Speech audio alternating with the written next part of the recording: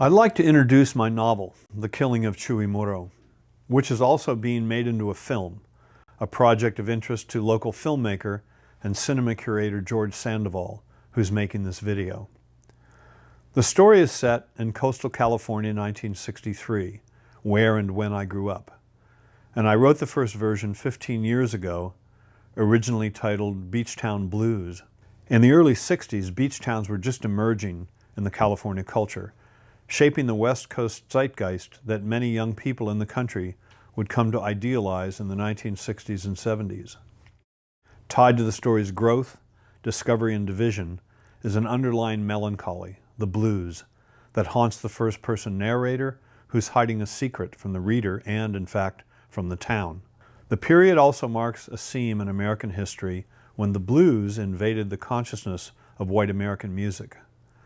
I later changed the novel's title to highlight a pivotal scene in the narrator's story arc. Curiously, but worth noting, is that most landowning farmers in Ventura County were Catholics, from immigrant Irish and German stock, who generously funded the local parishes and their schools, keeping the costs low. Of course, the bulk of farm laborers were Hispanic Catholics, if far less solvent or politically influential. Yet their children often attended the same schools. As it happened, religious loyalties had little influence on the political and societal events that shaped the town's history, as well as this novel's narrative.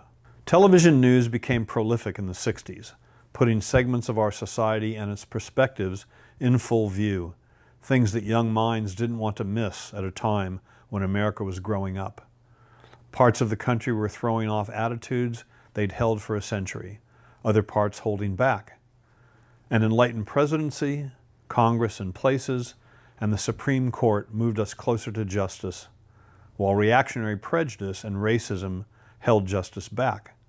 Little Rock, Selma, Birmingham, and Watts showed us the festering divide between human rights in America and fear bred of ignorance. And the West Coast during this time was not innocent.